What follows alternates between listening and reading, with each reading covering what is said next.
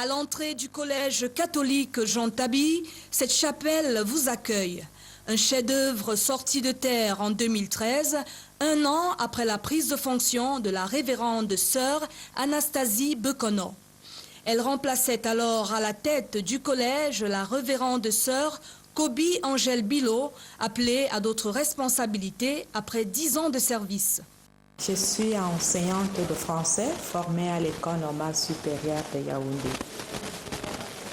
Après ma formation à l'école normale, mes supérieurs m'ont envoyée à la maternelle bilingue Notre-Dame de Victoire de Borada, où j'ai travaillé auprès des tout petits de 3 à 5 ans pendant 6 ans comme directrice. Je poursuis l'œuvre commencée par mes devancières, sœur Pauline Leblanc, d'origine canadienne, et sœur Kobi Angèle, d'origine camerounaise, et tous les laïcs qui travaillent avec nous ici au collège. Donc c'est avec chacun, chacune que nous essayons de produire au jour le jour la qualité de cette formation que nous donnons à nos élèves. Après la chapelle, la dynamique sœur Anastasie Bekono s'est lancée courageusement dans d'autres chantiers avec la contribution des parents d'élèves. Cette ancienne salle de fête est transformée en bibliothèque et lieu d'études. D'autres bâtiments de salles de classe sont construits, augmentant le nombre d'élèves. Lorsque j'arrive au collège Jean Tabi, je trouve qu'il y a un problème d'infrastructure pour ce qui est des salles de classe. Donc j'ai mené une réflexion avec les parents d'élèves et nous avons construit un bâtiment de 6 salles de classe avec 4 bureaux et des sanitaires. Avec les surveillants de secteur, nous faisons, et le surveillant général, nous faisons tout pour que nos enfants soient suivis de façon personnalisée. Parce que sans discipline, nous ne pouvons pas parler de réussite. Et j'ai créé un nouveau poste à la surveillance et il y aura un deuxième surveillant général au collège Jean Tabi dès la prochaine rentrée scolaire. Cette machine humaine trouvera le clou de sa satisfaction dans la construction de cette magnifique salle polyvalente. Nous sommes là à la salle polyvalente du collège Jean Tabi, une salle qui a une capacité d'accueil de 500 à 600 personnes. Elle est là pour abriter les réunions des personnels du collège, les réunions des parents, mais également elle peut être au service du public pour des conférences, pour des manifestations festives, pour des rencontres de fraternité, d'amitié, pourvu que ces rencontres respectent la catholicité du campus. Le temps de son règne dans ce collège Jean Tabi, la sœur nourrit d'autres ambitions. Nous avons une journée que nous allons célébrer au mois d'avril, une journée qui vient d'être créée au collège, la journée des talents et de la créativité. Mais aussi, je suis en train de réfléchir pour voir comment améliorer la situation financière de notre personnel.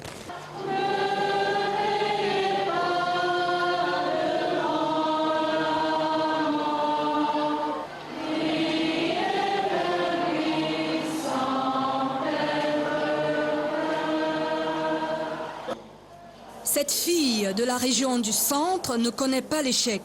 Elle puise sa force dans sa foi en Dieu qu'elle souhaite parfois en vain communiquer à son entourage.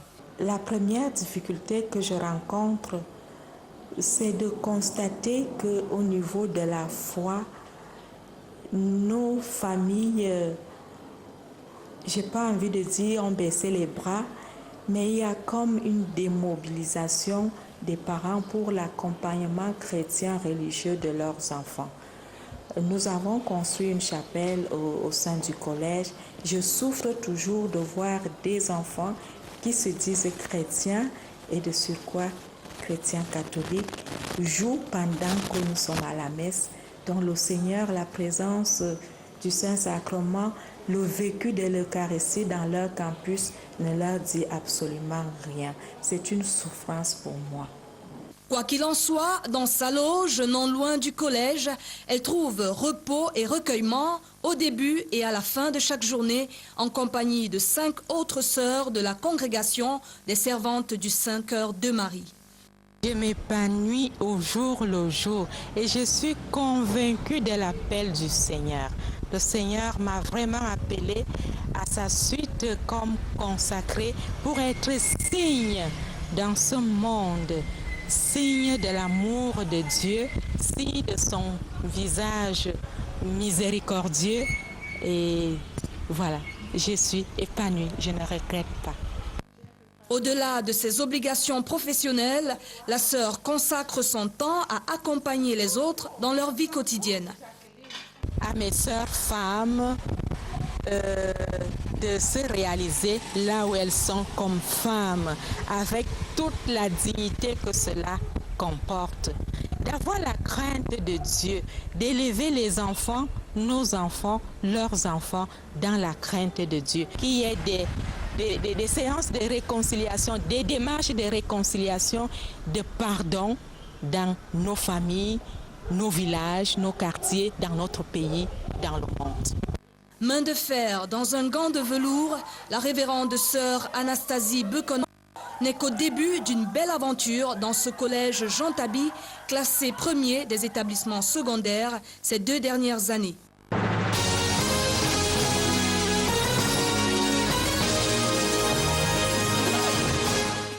Merci Colette, merci à Monique Félicité Thuen. Et retour sur ce plateau, nous continuons de parler de l'égalité des sexes, mais surtout de l'autonomisation des femmes. Alors Colette Mbada, dites-nous, on parle d'autonomisation, quelles sont les conditions d'autonomisation des femmes au Cameroun?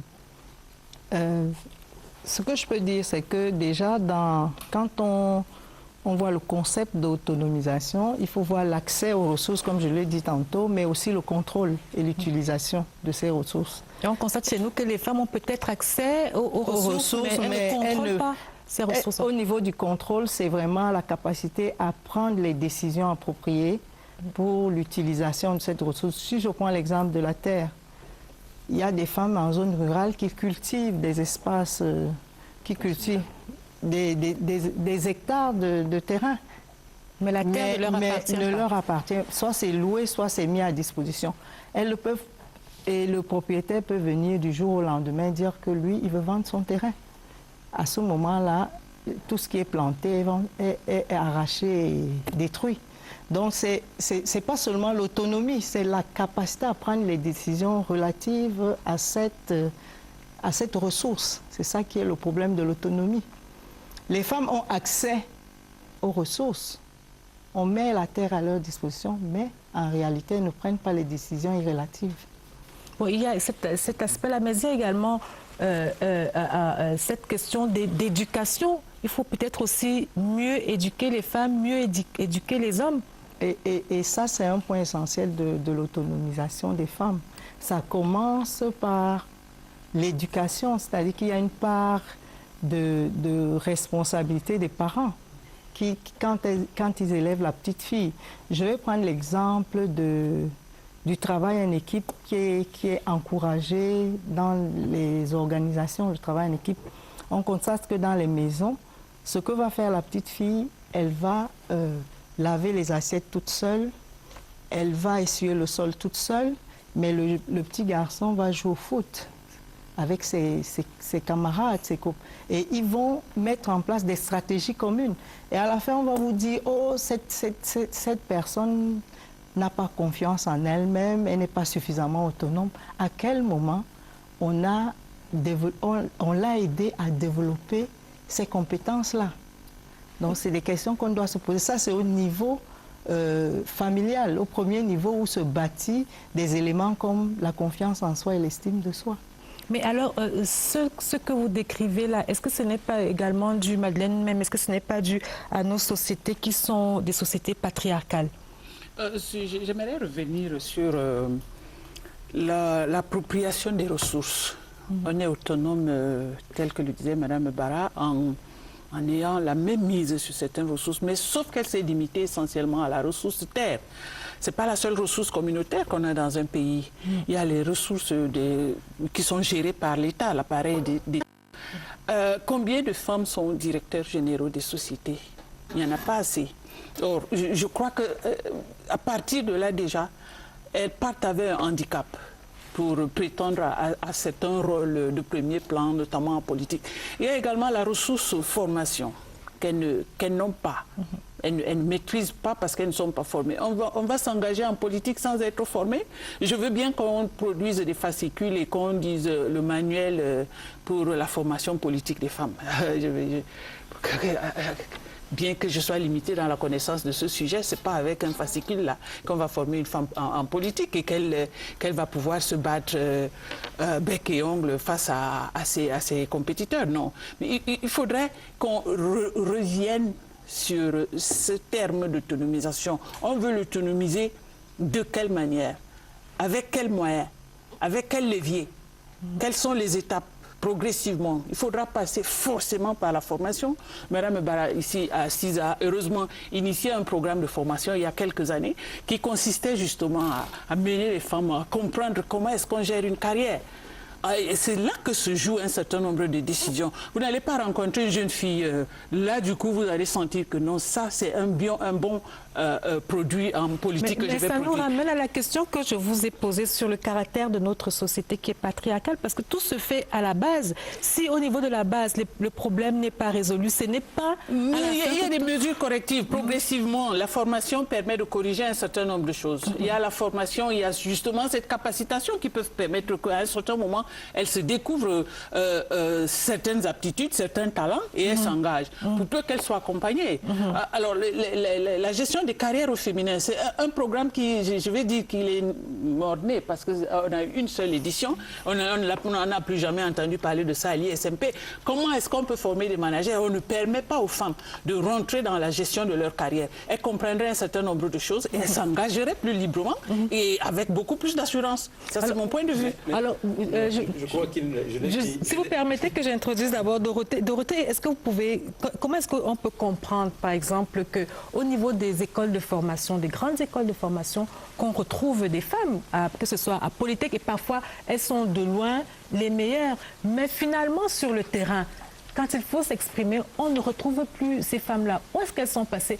Est-ce seulement de la faute des hommes ou alors c'est la faute des femmes qui décident de mener d'abord une vie de famille, une vie de faire leurs enfants et puis revenir lorsqu'elles sont en 10 ans, beaucoup doit couler sous les ponts? À un moment donné, la femme manque d'assurance. On parlait de formation tout à l'heure et parfois elle se rend ignorante et naïve. Vraiment, je suis désolée de le dire ainsi. C'est parce que les femmes elles-mêmes, parfois, n'arrivent pas à se défendre. Professionnellement, elles sortent d'une bonne école. Quand elles arrivent, c'est la société qui l'influence. Vous avez 40 ans, vous n'êtes pas marié, vous attendez quoi? Il faut que vous fassiez vite pour que vous ayez des enfants. Quand vous avez un, on dit, mais qu'est-ce que vous attendez? Il faut un troisième.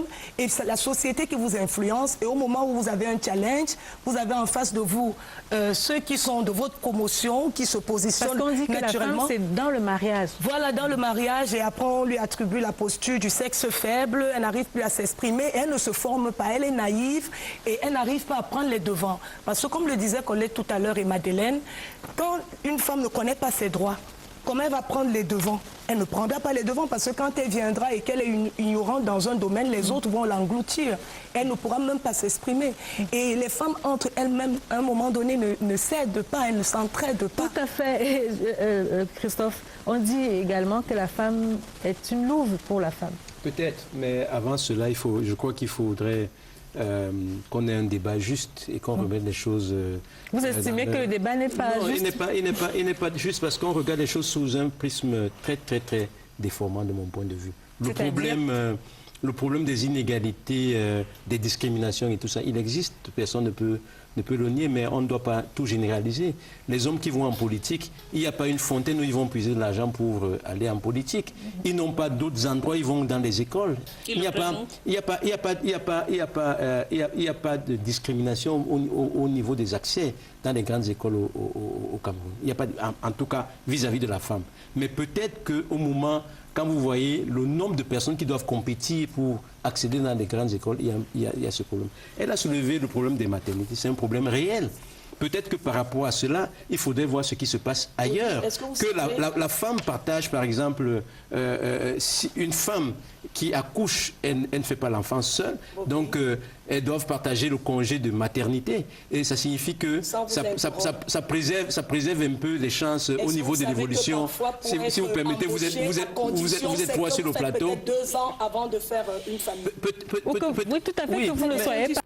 Mais importe, vous savez, l'entreprise a ses contraintes qui concernent aussi les hommes. Mais vous qui parlez d'injustice, justement, c'est une contrainte injuste. Oui, mais là, la société doit s'organiser pour et ces décisions-là sont prises par les hommes, certainement pas par les femmes. La société doit s'organiser pour, j'allais dire, rééquilibrer les choses. Voyez-vous, en France, dans ce pays-là, il faudrait... Comment rééquilibrer les choses quand on sait que ce sont les hommes qui sont aux affaires, qui empêchent, qui ne permettent pas aux femmes d'accéder aux sphères de décision? Je suis en train de vouloir faire quelques propositions. Je dis ailleurs, la dame, elle a combien de semaines de congé de maternité? Vous avez le même, vous divisez ce temps-là, vous allez en congé, votre mari va en congé. Quand vous voyez le personnel, quand vous regardez les représentations diplomatiques ici, là, vous voyez hommes et femmes.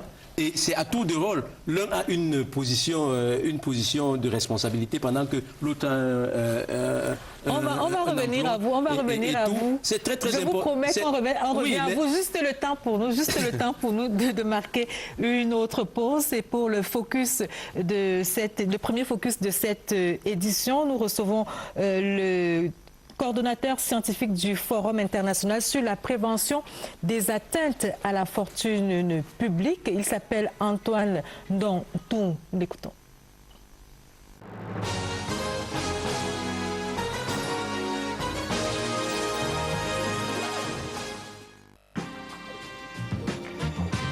Lorsque le président de la République prescrit l'intensification de la lutte contre la corruption et le détournement public, le CONSUPE, qui est l'institution supérieure de contrôle des finances publiques du Cameroun, s'est senti dans l'obligation de rechercher des moyens pour rendre plus efficace son action dans la lutte contre la corruption et le détournement des deniers publics. C'est dans la recherche donc de ces moyens plus efficaces que la prévention est apparue comme une activité tout à fait digne d'intérêt, surtout que, nous le savons tous, pour lutter contre tous les fléaux, on commence bien par la prévention. Et comme on le dit, prévenir vaut mieux que guérir. Alors c'est comme ça donc que le CONSUPE a engagé une réflexion pour creuser le sujet. Et puisque vous savez que les institutions supérieures de contrôle des finances publiques à travers le monde évoluent, fonctionnent sur des normes internationales dont le Cameroun ne pouvait pas seul adopter, c'est un principe à son niveau. Il fallait donc partager l'idée. Nous voulons faire en sorte que toutes les IEC intègrent l'activité de prévention comme une activité spécifique qui jusque-là, il faut le reconnaître, était exercée de façon incidente. Parce que vous vous rendez compte que lorsque on fait de la répression, les sanctions ont un effet dissuasif. Mais nous avons constaté que cet effet dissuasif était quelque peu en régression. D'où la nécessité donc de faire en sorte que un dispositif de prévention puisse être envisagé. La fraude de gestion, c'est le non-respect des règles qui régissent la gestion de la fortune publique. Ça, de façon globale, c'est ça la fraude de gestion. Parce que la fortune publique, la gestion de la fortune publique est régie par des normes aussi bien internationales, législatives que réglementaires, des procédures bien établies. Donc dès lors que vous ne respectez pas l'une de ces procédures, l'une de ces normes à l'occasion de la gestion de la fortune publique, la faute de gestion est constatée. Lorsque la faute de gestion débouche sur des intérêts particuliers, des intérêts autres que ceux du service. Parce qu'il y a des gestionnaires qui commettent des erreurs de gestion pour avoir voulu rendre un service à l'intérieur de son entité. Mais il s'est entremêlé les pédales. Mais d'autres font des fautes de gestion pour leurs intérêts personnels. Et c'est là où on arrive au détournement.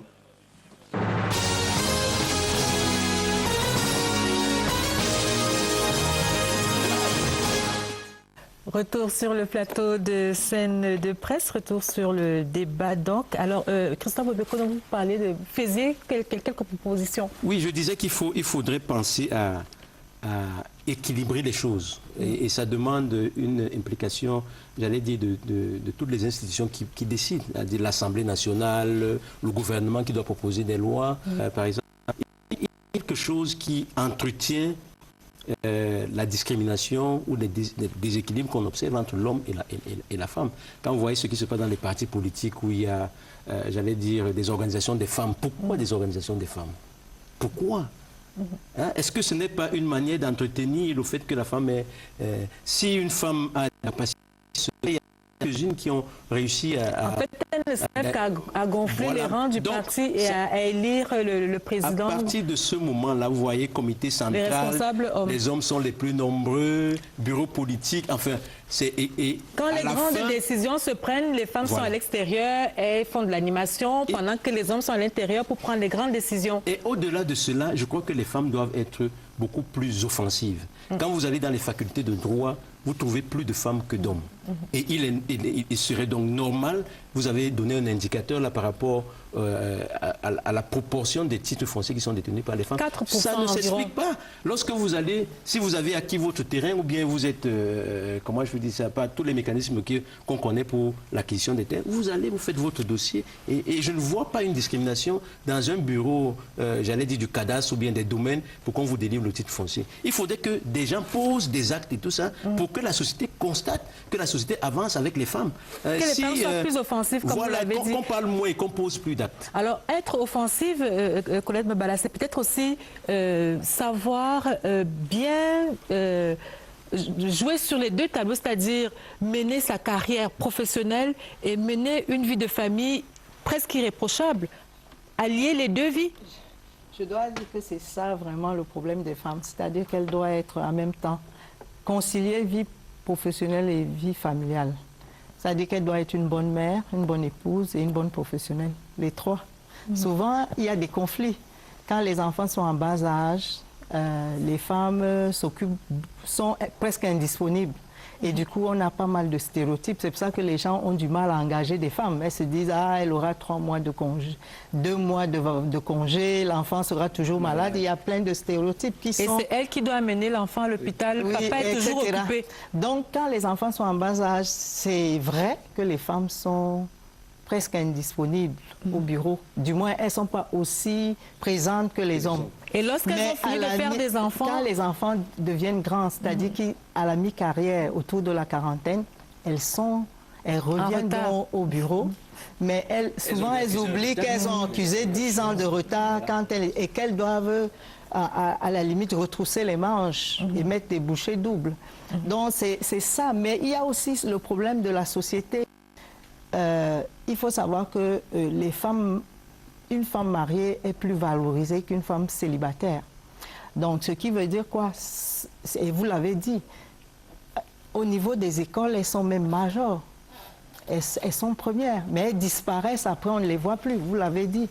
Et c'est parce que souvent, les couples à 2 carrières, c'est un problème. Elle met sa carrière en veilleuse et fait que le mari soit plus visible. Mais ça ne veut pas dire qu'elle n'a pas de talent. Parce qu'on dit que derrière un grand homme se cache une grande dame. Oui, et malheureusement, on espère qu'elles seront bientôt à côté. Comme partenaires. Ou alors que les hommes seront des grands hommes derrière des grandes dames. Pas forcément derrière, parce qu'en fait, c'est les problèmes que pose le genre. Pourquoi on s'intéresse particulièrement aux femmes? C'est parce qu'il y a un gap. La pauvreté est féminine. C'est pour ça qu'on doit essayer de relever un peu le niveau des femmes et combler le gap. Mais ce n'est pas que les hommes n'ont pas de problème, mais les femmes en ont un peu plus dans les rapports hommes-femmes. C'est pour ça qu'on s'intéresse plus aux femmes. Mais la société, il faut être conscient que la société doit marcher sur ses 2 pieds. Les femmes représentent environ 52%. Donc, on ne peut pas exclure toute cette valeur ajoutée, tout ce potentiel qu'elles peuvent apporter. C'est pour ça qu'on met l'accent sur les femmes. Mais on pourrait aussi mettre sur les jeunes qui ont des problèmes de chômage, etc. Mais tout ça, ça se résume en une seule chose, Madeleine, même c'est des problèmes de gouvernance. Problème de gouvernance, je crains que le Cameroun soit taxé de pays le plus machiste en Afrique. C'est pas un peu exagéré, ça? C'est pas exagéré. L'indice de l'égalité du genre publié il y a quelque temps par la Banque de développement classe le Cameroun à la 41e position sur 52 pays. Ça veut dire que vous voyez tous ces autres pays qui ne nous valent pas en termes de taux de scolarisation, qui se retrouvent avant nous dans cette politique-là, dans cette stratégie de promotion de la femme. Et ça veut dire qu'il y a une telle contradiction entre le bagage que les femmes camerounaises peuvent avoir et les rôles qu'on leur permet de jouer. Ça veut dire qu'il faut justement interroger pourquoi est-ce que la société ne s'organise pas de manière à ce que les femmes occupent des places plus visibles. C'est possible de le faire. La pauvreté, la participation au poste je ne sais pas comment je vais appeler ça, la participation politique et consort. Je crois qu'un schéma qui parte de la base et qui progresse vers les sommets devrait être mis en œuvre. Et c'est incontournable. Donc on ne peut pas réfléchir à recruter n'importe où et n'importe comment et dire voilà vos représentants et après on dit que nous on va respecter le quota. Non, il faut reprendre dès la base, on va organiser. Qui peut représenter les femmes au niveau communautaire, qui peut représenter les femmes au niveau... Un peu comme ça se fait au Sénégal avec un peu comme ça se fait partout, comme ça se fait partout ailleurs. Alors ici, on met la charrue avant les bœufs et c'est les femmes qui se retrouvent justement en train de perdre leur place parce qu'elles manquent de compétences, parce qu'elles manquent de ressources, parce qu'elles manquent d'un certain nombre de choses. Elles ont pourtant la vision, mais comment est-ce qu'on peut les mettre en scène pour qu'elles partagent ces visions et ces idées? Il faut une stratégie. Merci, mesdames, messieurs. Nous allons marquer un autre arrêt dans cette édition de Scène de presse pour aller à la rencontre de M. Raleigh Amka, qui est inspecteur général au ministère de l'Agriculture et du Développement rural.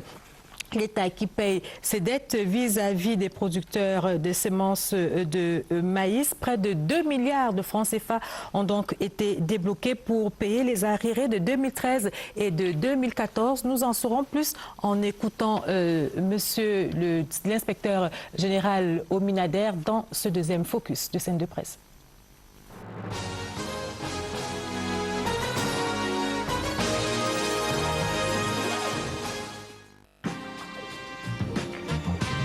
Il s'est agi, n'est-ce pas, de résorber la pénurie qu'on a observée sur le marché du maïs il y a quelques années.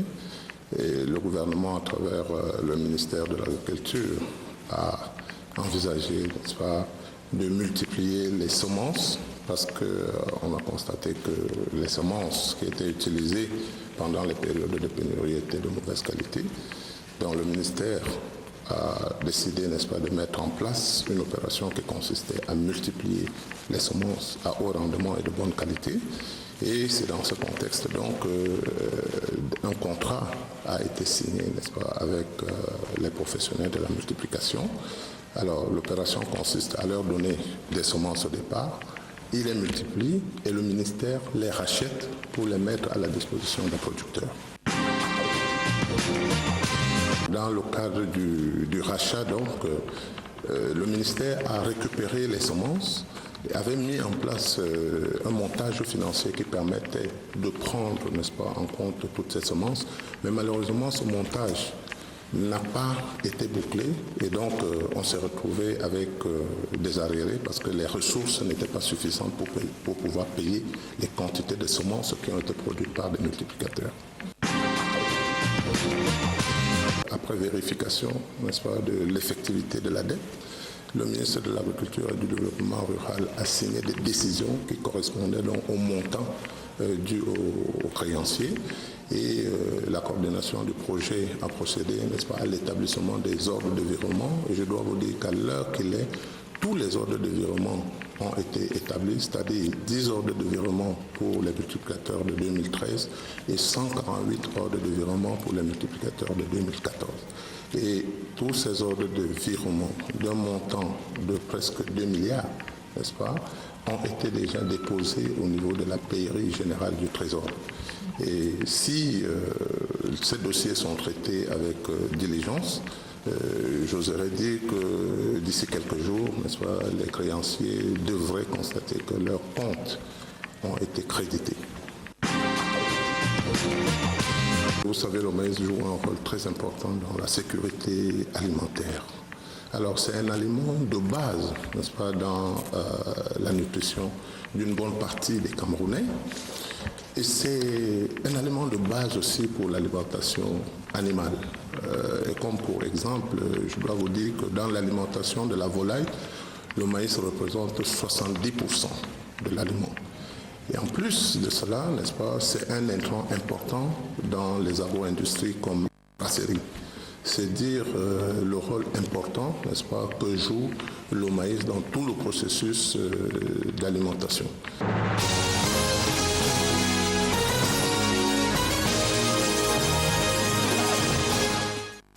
Place à la deuxième une de scène de presse. Nous parlons des délégués du personnel. Pour qui roule-t-il? Et nous avons le bonheur d'accueillir sur ce plateau Madame Balbine Elisabeth Nkono, qui est directrice des relations professionnelles au ministère du Travail et de la Sécurité sociale. Madame, bienvenue. Merci. Alors dites-nous comment se sont déroulées les élections dans les différentes entreprises. Quel est l'écho qui vous revient du terrain? Les élections de délégués du personnel ont eu lieu le 2 mars, également le 1er mars. Mais je dois avouer que beaucoup d'entreprises sont encore à la traîne et nous continuons à les encourager à faire élire leurs délégués du personnel. Mais jusqu'ici, tout s'est passé dans un calme relatif. Un calme relatif. Nous avons bien noté qu'il s'agit d'un calme relatif. Et elle est avec nous depuis le début de cette édition, Dorothée Siké, qui est parmi les rares femmes, j'ai envie de le dire, c'est bien de le signaler, c'est l'une des rares femmes qui a pu damer le pion aux hommes dans ces élections. Comment avez-vous fait, Dorothée Siké, pour être élue déléguée du personnel? C'est vrai que l'UCRES, il y a 2 collèges, parce qu'au deuxième collège, il y a 3 femmes, 1 homme, et au premier collège, il y a 4 hommes, 1 femme. Mais ce qui est sûr, c'est que sur les 8, il y a égalité. Nous, on a commencé à respecter déjà le thème, la parité, elle est observée. Il y a 4 hommes, il y a 4 femmes. Mais c'est vrai quand même qu'on n'a pas parlé de ça tout à l'heure, il faut quand même qu'on codifie ces parités-là, ces questions de genre, qu'il ne suffit pas seulement qu'il y ait une femme sur une liste de 100 pour qu'on parle d'égalité des genres. Il faut codifier, il faut un texte réglementaire pour cela. Mais ce qui est bien, c'est qu'il y a une reconnaissance. Je parlais de compétences tout à l'heure. C'est vrai que nous, on était aussi nourris par un petit rêve. Quand j'étais étudiante, j'étais déjà déléguée. C'est pas pareil, c'est vrai, c'est d'autres choses. Ce que vous avez voilà, bien naturellement. commencé. Et je pense que pour être délégué, il faut déjà être, une employée exemplaire. Il faut être... en train de vous jeter des fleurs. Non, je ne sais pas particulièrement... Mais c'est pour dire que pour que les autres vous fassent confiance, c'est même d'ailleurs le principe, il faut déjà sortir de l'ordinaire, entre guillemets, parce qu'après, il faudrait que tout le monde soit d'accord, puisqu'on est démocratiquement élu, on n'est pas coopté, mais ça peut être un plébiscite quand on a la majorité, comme ce fut le cas avec nous, plus de 85%. Donc après, on se dit qu'il y a un travail qui a été fait et au départ, chacun peut se préparer. Mais maintenant, être le porte-parole, c'est pas qu'on va mettre nos intérêts personnels devant, c'est des intérêts professionnels qu'il faut défendre. Et là, il faut faire attention parce que c'est l'épée à double tranchant. Parce que très souvent, on pense qu'on est de l'autre côté, mais je le dis toujours, quelqu'un ne peut pas faire sa plantation et vous venez imposer la loi. on va revenir. On trouve un consensus. Ça rejoint le thème de ce débat. Pour qui roule finalement les délégués? Vous nous le direz tout à l'heure. Christophe Bobekono, vous avez délégué du personnel par le passé. Quel est le rapport que vous avez à cette fonction-là? Comment est-ce que ça se passe véritablement dans les entreprises? Je crois d'abord que si ça se passe normalement, les collègues élisent un des leurs qui est capable de porter leurs problèmes. Mais le délégué, pour qu'il soit crédible, doit être un bon professionnel. Il doit faire correctement doit faire correctement son travail. Et il doit même, j'allais dire, avoir de la crédibilité auprès du patronat pour pouvoir passer les messages. C'est une fonction au début, lorsque vous voyez la campagne dans certaines entreprises, vous avez l'impression que c'est du folklore. Vous avez l'impression que c'est du folklore parce que la personne doit être capable de dire aux collègues, attention, ce que nous voulons faire, ce n'est pas bon pour l'entreprise parce qu'à la fin, vous avez besoin d'un salaire. Mais quand il y a des problèmes, il faudrait que la personne soit capable d'aller les poser pour dire, messieurs les patrons, voyez-vous, nous avons telle situation qui impacte même sur la vie de l'entreprise de manière négative et il serait bon qu'on corrige. Donc, alors, je reviens à vous, Balbine Elisabeth Kono, avant que je ne donne la parole à Madeleine même. C'est une question que vous aimez particulièrement. Qu'est-ce que le délégué du personnel n'est pas? C'est vrai que j'aime bien cette question parce qu'ils ont déjà développé d'ailleurs qui est le délégué du personnel. Comme ils l'ont dit, c'est un bon employé. C'est d'abord un employé. Ce que le délégué du personnel n'est pas, c'est un co-gérant. Il n'est pas un chef d'entreprise, il n'est pas co-gérant, il n'est pas un avocat, très important, il n'est pas un gendarme. Il est d'abord un travailleur. J'insiste là-dessus. Parce que c'est cette confusion de rôle qui fait souvent que le chef d'entreprise, à un moment donné, se sent inconfortable, le délégué se sent incompris et il devient comme un martyr dans une institution qui est pourtant noble. Alors quand vous dites qu'il n'est pas un avocat, il a pourtant pour mission de porter les problèmes ou alors de transmettre les problèmes des collègues. Jusqu'où doit-il aller ou alors jusqu'où ne peut-il pas aller? Alors, je vous dirais déjà que la différence entre le syndicat et le délégué du personnel est que le syndicat, qu'il soit patronal ou travailleur, est chargé de la défense des intérêts de ses membres. C'est également ce que l'avocat fait.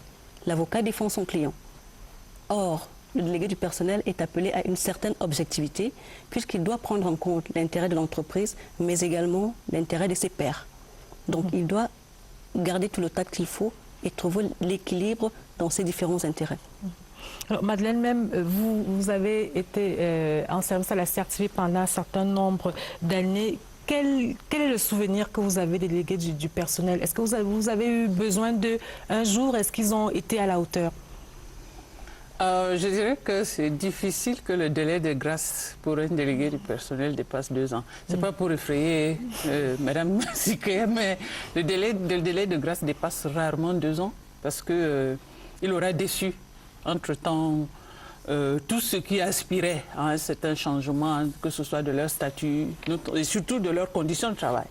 Parce que vous ne pouvez pas vous engager à représenter ou alors à remonter les préoccupations des employés et vous vous retrouvez en train de vous accommoder lentement, mais parfois profondément de tout ce que le patronat vous propose, vous demande, nous n'avons pas d'argent pour faire ceci, nous n'avons pas de budget pour... Nous n'avons pas de bourse, il n'y a pas de bourse de travail, il n'y a pas de carburant. Surtout lorsqu'il s'agit de l'amélioration des conditions de travail. Or, un outil de production, justement, qui souffre de ces faiblesses-là, ne peut pas permettre aux travailleurs de s'exprimer. Alors, quelque temps après, le délégué de personnel, qui ne peut pas satisfaire, justement, toutes ces demandes, tombe en disgrâce, notamment du côté de ses électeurs. Alors, ça, c'est ce que j'ai vécu. J'ai rarement vu dans cette maison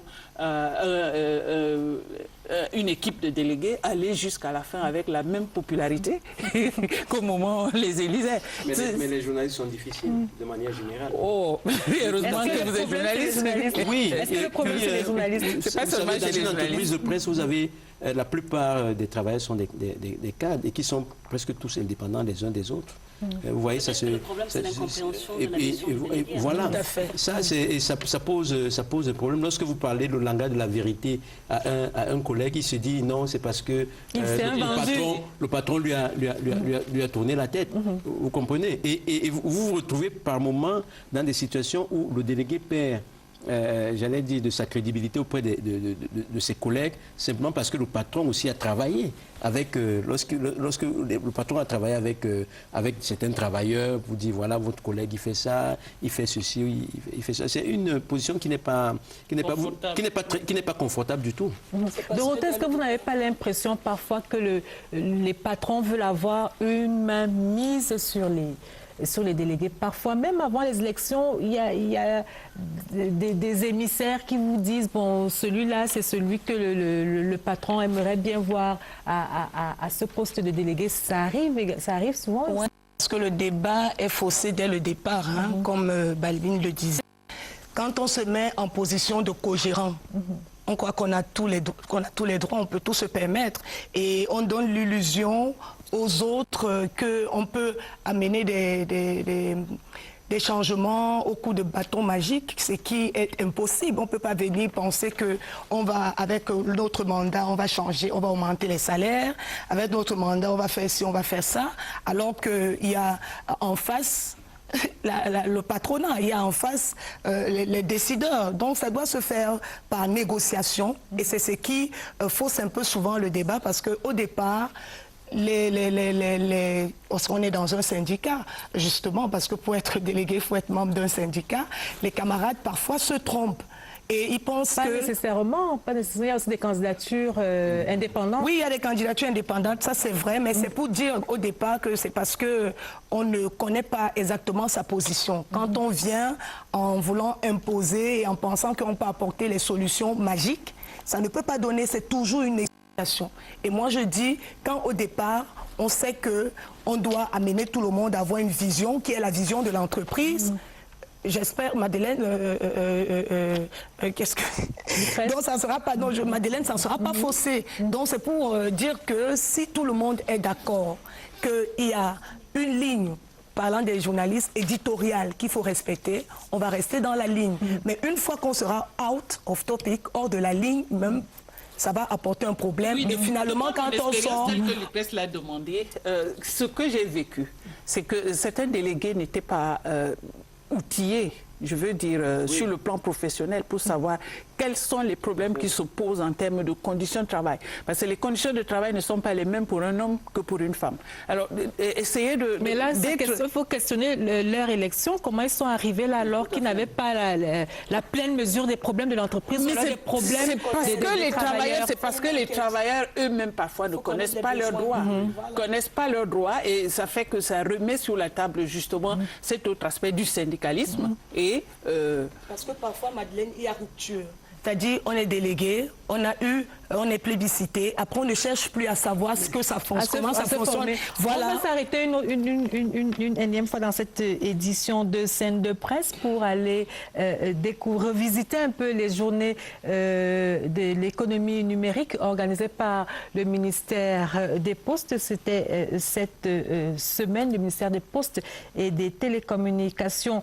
Nous allons découvrir le zooming, c'est avec Eric Ada.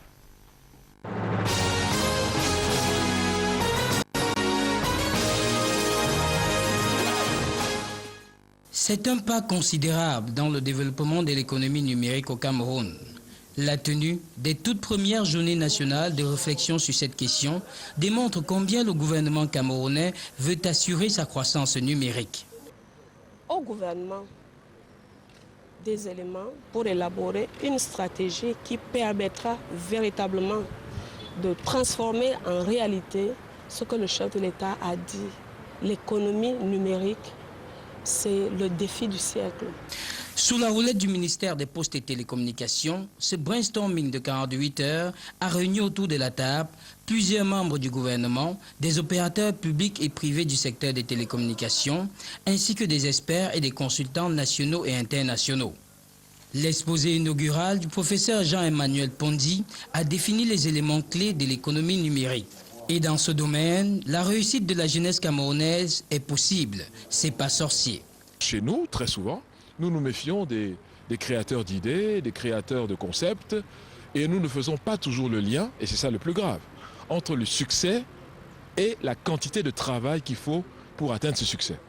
Chez nous, si vous avez réussi, c'est parce que vous êtes allié à des forces obscures, c'est parce que vous avez fait un pacte avec le diable, etc. Non, il faut qu'on arrête cela. Il faut qu'on comprenne qu'on doit encourager ceux qui se donnent au travail et qu'au bout du travail, quand il y a du succès, ceux qui ont réussi doivent être applaudis. Le potentiel de la jeunesse camerounaise est également évoqué par les experts venus de la Banque mondiale. On parle beaucoup de partenariats public-privé et nous on engage vraiment beaucoup les pays et notamment le Cameroun à s'engager dans cette voie-là, c'est-à-dire à permettre qu'on puisse par exemple toujours garder la propriété publique de certains investissements qui ont été faits et qui ont donné lieu à des dettes publiques, donc le patrimoine de l'État, mais peut-être qu'on peut partager, pas la propriété, mais la gestion de ces infrastructures. Donc il faut trouver des mécanismes originaux de financement. En réalité, le génie de certains Camerounais a déjà fait parler de lui dans le monde numérique. Créateur de start-up, d'applications ou de logiciels informatiques, la génération dite androïde du Cameroun ne demande qu'à être encadrée par les pouvoirs publics. Nous venons soutenir la dynamique dans l'économie du numérique qu'on a au Cameroun aujourd'hui. Et on travaille déjà au Cameroun depuis 4 ans dans ce sens-là, avec des étudiants de Polytechnique où on a réalisé des projets pour une entreprise en Allemagne. Moi, je pense que c'est l'avenir de l'Afrique. Le Cameroun a du retard si on compare avec des pays comme le Kenya. Mais je pense que le Cameroun a un très très fort potentiel. Pour remettre les pendules à l'heure, le Cameroun entend se doter d'un plan d'action réaliste. Il faut s'arrimer, il faut changer sa façon de faire, sa façon de réfléchir, sa façon de produire. Et pour cela, plusieurs secteurs sont concernés. C'est une étape aujourd'hui, un brainstorming. Parce qu'à la suite du discours du chef de l'État, le Premier ministre, chef du gouvernement, attend que le ministère des Postes en charge des télécommunications anime une réflexion interministérielle pour pouvoir lui proposer des mesures à prendre à court terme, moyen et long terme. L'heure est donc à l'action, surtout qu'une étude menée par le professeur Emmanuel Tonier de l'École nationale supérieure polytechnique de Yaoundé indique que près de 90% des emplois du secteur tertiaire en l'an 2035 seront générés dans les domaines directement liés aux technologies de l'information et de la communication. Comme quoi, l'économie numérique a sa place dans les politiques publiques en vue de l'émergence du Cameroun à l'horizon 2035.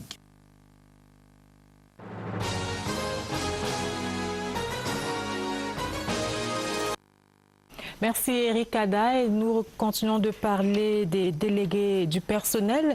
Alors, des délégués du personnel qui sont parfois à l'étroit après l'élection entre les revendications justifiés ou injustifiés de leurs collègues et les desiderata du patronat, ils ne se retrouvent plus. Alors, qu'est-ce qui est fait pour protéger, qu'est-ce qui est prévu pour protéger le délégué du personnel?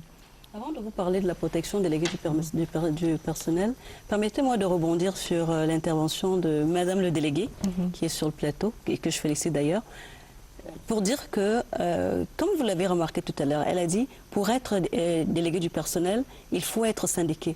C'est déjà l'une des incompréhensions. Vous voyez bien qu'à la base, même maintenant qu'ils sont élus, il y en a qui ne possèdent pas toujours le texte. Parce que l'une des innovations cette année, justement, a été que l'arrêté pris par M. le ministre du Travail et de la Sécurité sociale mentionne en son article 10 que désormais, on ouvre le jeu démocratique au maximum. On permet aux candidats syndiqués, tout comme aux candidats non syndiqués, de compétir au même moment. C'était juste dès le départ. Dès l'entame. Alors, pour ce qui est de la protection... Ce texte-là n'a pas fait l'objet d'une grande publicité, d'une grande explication. Moi, je suis membre de la Commission nationale des droits de l'homme. Je peux vous dire que le texte est arrivé là-bas en retard et ça justifie en grande partie pourquoi les élections n'ont pas dû se tenir dans cette Alors, ce texte a connu la procédure qui est prévue, c'est-à-dire qu'il est passé normalement par la Commission nationale consultative du travail, qui en son sein regroupe aussi bien le patronat que les travailleurs, et la publication a été faite, large ventilation a été faite, donc je pense qu'il a été connu au maximum. Il a même fait l'objet d'interviews jusqu'au grand Cameroun Tribune que nous connaissons. Ce n'était pas ça l'objet de la question, je reviens à votre question. L'article 132... Mais comme vous parlez des amendements qu'il y a eu, il y a également la règle des 5% qui existe depuis 5 ans, depuis 2 ans pour moi, mais qui semble être totalement acceptée par les délégués. Qu'est-ce qu'il en est exactement de cette règle de 5%? Je ne sais pas s'il s'agit d'une acceptation, mais il s'agit plutôt d'une appréhension du texte, c'est-à-dire que le texte existe effectivement depuis 2 ans, cet amendement existe, qui parle plutôt de proportionnel. Qu'est-ce que ça signifie? Lorsque plusieurs listes sont en compétition, je dois rappeler ici qu'il s'agit d'un scrutin de liste et non un scrutin uninominal. Lorsque plusieurs listes sont en compétition et que l'une d'elles, ou alors l'une ou plusieurs, remportent moins de 5% des voix, elles ne sont pas admises au partage des sièges à pourvoir. Lorsque vous avez au minimum, donc, comme on dit en mathématiques, supérieur ou égal à 5%, vous êtes admis au partage de voix, au partage des sièges. Maintenant, pour ce qui est de protection déléguée du personnel, il s'agit de l'article 130 de la loi portant code du travail. Il y est dit que le délégué du personnel bénéficie d'une protection lors de son licenciement. Ça vous intéresse particulièrement, Dorothée? Lors d'une éventualité de licenciement par son employeur. Alors, le licenciement est assujetti à l'autorisation de l'inspecteur du travail. Mais en réalité, je suis bien contente que vous me posiez la question. L'inspecteur du travail n'est pas chargé de s'assurer qu'il n'y a pas faute, mais plutôt de s'assurer que la faute, si elle existe, ou alors le reproche, s'il en existe un, n'est pas lié à l'activité de délégué du personnel. En fait, ce qui est protégé ici, ce n'est pas le travailleur, mais c'est l'institution de délégué du personnel. Je vous prendre un exemple assez banal. Imaginez que j'ai distrait le bien d'une entreprise parce que j'estime que mes enfants n'ont pas assez à manger ou quelque chose comme ça. Alors, je ne l'ai pas distrait parce que je suis délégué du personnel.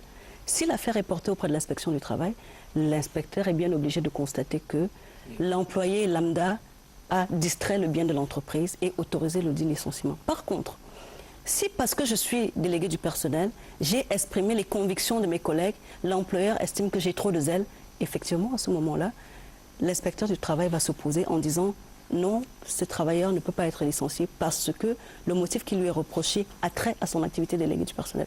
Permettez-moi également de souligner ce qui est important. En quelques mots, oui. En quelques mots. Je suis avec des journalistes, j'essaie de vous imiter. Alors, il se passe très souvent qu'un travailleur qui commence à avoir un dossier disciplinaire assez étoffé, lorsque... étoffé dans le mauvais sens, quoi. Forcément dans le mauvais sens. Lorsque la campagne est lancée, il se dit, bah ouais, pour ne pas m'avoir licencié, qu'est-ce que je fais? Je me propose comme délégué du personnel. Et comme je sais parler fort, mes pairs vont m'élire. Ils ne tiendront pas compte de la qualité de mon travail et il est effectivement élu. Quelque temps plus tard, il fait ce qu'il sait faire, une faute disciplinaire, et il est licencié et il se plaint. Ah, inspection du travail a autorisé mon licenciement. Il est bon que nous soyons au même niveau d'information. Et cela me permet de souligner ici qu'en réalité, la meilleure protection d'un délégué du personnel est la qualité de sa prestation, le respect de ses obligations contractuelles. Merci, voilà qui est bien noté. Nous passons à autre chose dans cette édition de Scène de Presse. Alors, qui sera collaté ce soir? Pierre Evembe, c'est la rubrique Images collatérales.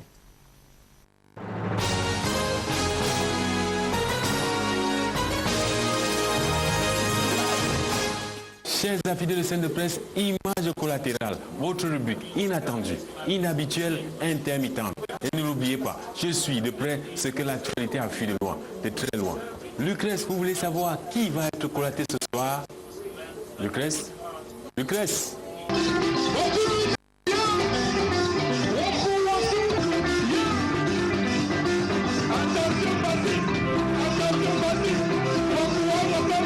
Lucrèce, c'est l'ambiance. Lucrèce, c'est l'ambiance.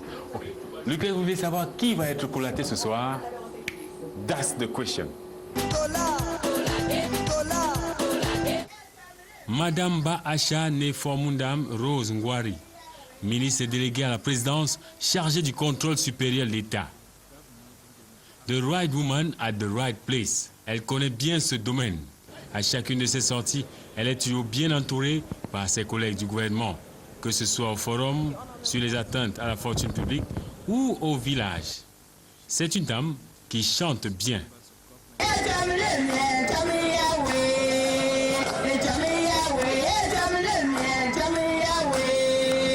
Elle danse également bien.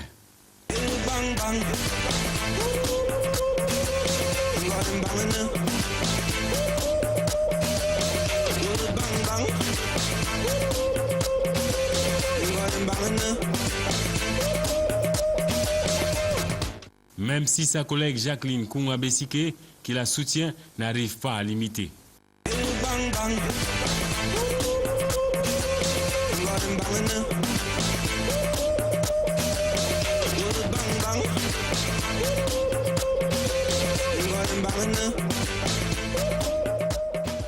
Madame Ba Acha Rose, elle est originaire du département de Momo dans le nord-ouest. Pardon? On ne dit pas Momo? On dit quoi alors? Momo. Momo, c'est ça? Momo. Momo. Elle est anglophone et s'exprime bien dans la langue de Shakespeare. Prevention is better than cure. Et en français alors, Madame Ba Acha Rose, est-ce que vous pouvez répondre à nos questions? Je vais me débrouiller. Oui. Ok, un mot sur cette confiance que vous a accordée le chef de l'État en vous nommant à la tête du Consupé. La population de Momo me joint pour dire merci, grand merci au chef de l'État, le président Paul Biya, pour cette nomination et pour ce marque de confiance à ma personne.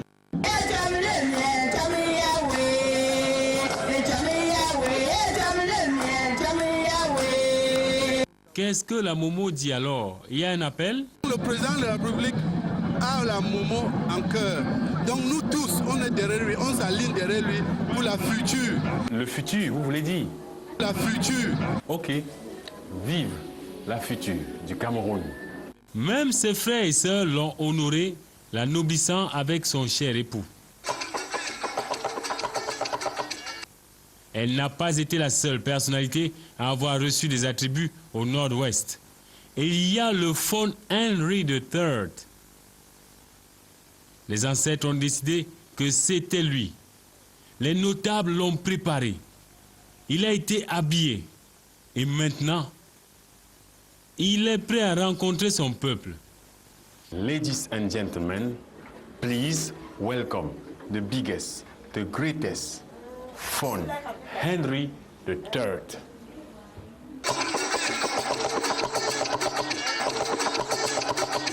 Il crâne, hein? Regardez encore. Nothing, nothing. Il crâne comme Madame Ba Acha Rose quand elle s'exprime en français. Iki. Une qui n'est pas vraiment bilingue et qui ne crâne pas lorsqu'elle parle, c'est Charlotte Dipanda. No, my English is not good. Thank you so much. My English, je suis morte. Ouais, ma star, dis quand même quelque chose, non? Tu es une star. I just want to say thank you. I'm really happy to be here, and I'm very impressed to have many fans, many people who want to see me, and Ça vient déjà. Dis encore quelque chose. I really just want to say I think this society have the same comment on dit, valeur. The same value. The same value.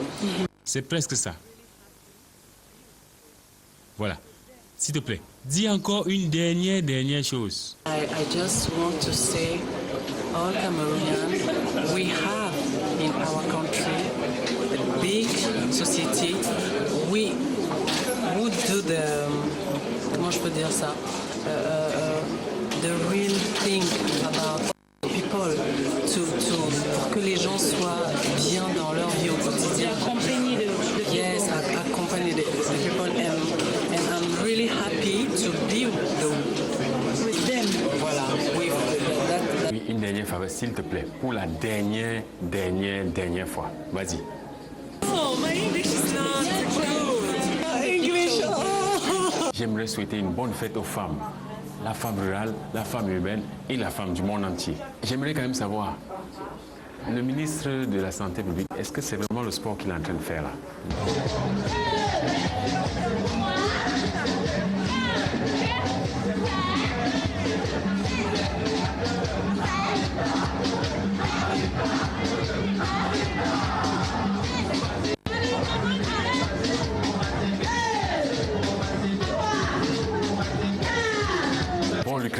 Je viens de collater la meilleure artiste féminine africaine. J'ai collaté la ministre en charge du Consup.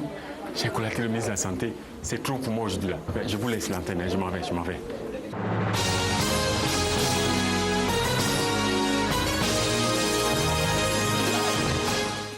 C'était donc Pierre Evembe dans l'image collatérale. C'était juste pour rigoler, hein, sans rancune, Pierre Evembe. Et maintenant, nous retrouvons Aurélie Crescence-Mbida pour les unes du lundi. Bonsoir Aurélie. Merci Lucrèce, bonsoir. Chers téléspectateurs, c'est avec le même plaisir que je vous retrouve, comme tous les dimanches, pour notre revue des unes du lundi. Plus que quelques heures et ce sera le 8 mars à la une de Défis actuels. Femmes, comment elles ont réussi. François dit que sans attendre, comme d'autres, un coup de pouce, elles sont de plus en plus nombreuses à forger leur destin et à forcer l'admiration de la nation par leurs compétences, leurs performances et leur réussite dans le monde des médias, du social, de la politique, du management, des affaires, de l'administration ou encore du monde des idées. Analyse et témoignages exclusifs dans ce numéro des Défis actuels. De Spark saisit l'occasion d'interpeller en titrant le 8 mars 2016 « N'oublions pas nos sœurs, courage les femmes soldats, pour la patrie, elles ont un autre genre de tenue ». En pièce une, le journal de Pauline Billon revient sur les obsèques de l'ancien ministre des Enseignements secondaires avec le peuple Bassa Batimpo qui dit au revoir à son patriarche, ministre Louis Bapès. 8 mars 2016, cette fois à la une d'Écho Matin. Leaders, elles sont des femmes. Le journal d'Émile Fidèque présente quelques femmes parlementaires. Mères, elles sont militantes du plaidoyer de Beijing. 21 ans après, elles dirigent de grosses entreprises camerounaises et étrangères avec un gros plan, avec l'entretien avec la présidente nationale des revendeuses, communément appelée Bayam Selam. Autre actualité à lire dans Écho Matin, marché financier en page 6. Découvrez les prix des matières premières, les tendances boursières et les perspectives économiques. Intégration parle aussi des femmes dans ses colonnes leadership et entrepreneuriat féminin, le plaidoyer de Yaoundé. Mais en grande une, le journal de Tirindon parle de Mungo, le monde s'effondre. Qu'en plus de la forte canicule, les feux de brousse déciment les vergers de cacao et de café à travers le département. Déjà 2 morts et 200 hectares de terre consumées, ce qui équivaut à 200 tonnes de fèves de cacao perdues. Malheureusement, le département ne pourra pas atteindre la production de 3000 tonnes de cacao de 2015. Mais une note d'espoir, heureusement en pied de une d'intégration, campagne agricole 2016, un cap de bonne espérance pour la jeunesse camerounaise. Les détails en pages 8 et 9. Et c'est sur cette une du journal Intégration que se referme notre revue des unes du lundi. Fidèles téléspectateurs de la diaspora, c'est en ligne que vous avez toutes les informations. Ici sur place, c'est dans les kiosques. Acheter un journal, c'est promouvoir la presse. Mais ne l'oubliez pas, la primeur de l'info, c'est sur Scène de Presse. À dimanche. À dimanche, Aurélie, madame, et nous sommes parvenus au terme de cette édition de Scène de Presse. Merci à toutes nos équipes techniques et rédactionnelles. Merci à vous, chers panélistes, chers invités, autant pour moi d'être venus. La presse quitte la scène. Merci. Bonsoir et à dimanche.